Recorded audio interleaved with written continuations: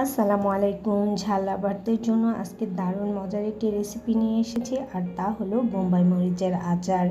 খুব সহজে অল্প কিছু উপকরণ দিয়ে কিন্তু এই আচারটা বানিয়ে নেওয়া যায়। এখানে আমি 10-12টির মতো বোম্বাই মরিচ নিয়ে নিয়েছি। এবার এগুলোকে আমি ছোট ছোট টুকরো করে কেটে নিয়ে নিব। এই আচারটি খিচুড়ি, গরম ভাত কিংবা পোলাওয়ের সাথে খেতে কিন্তু বেশ মজাদার।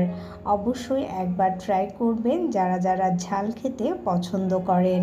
এই তো সবগুলো মরিচকে আমি ছোট ছোট টুকরো করে কেটে নিয়ে নিয়েছি। আর আমি অন্যদিকে এটাতে ব্যবহার করব তেঁতুল। আমি অল্প কিছু তেঁতুল এখানে পানি দিয়ে ভিজিয়ে রেখেছি, পাঁচফোড়ন এবং রসুনের কুচি নিয়ে নিয়েছি। একটু তেলে আমি পাঁচফোড়ন দিয়ে এবার দিয়ে দিলাম রসুন কুচি। হালকা এগুলোকে ভেজে নিয়ে একটু টুকরো করে রাখা বোম্বাই মরিচ এতে দিয়ে কিছুক্ষণ ভেজে নিয়ে নিব।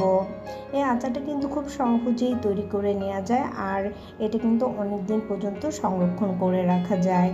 এই তো এরপর তেঁতুল দিয়ে আমি এতে চিনি এবং স্বাদ মতো লবণ দিয়ে বেশ কিছুক্ষণ ভালোভাবে এবার এটাকে কষিয়ে নিয়ে নিব।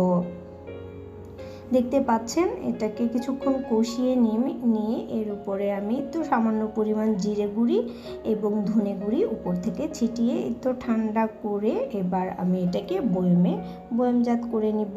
এই আচারটা কিন্তু অনেক দিন পর্যন্ত সংরক্ষণ করা যায়, আর ইচ্ছে হলেই খিচুড়ি কিংবা গরম ভাতের সাথে খেয়ে নেওয়া যায়।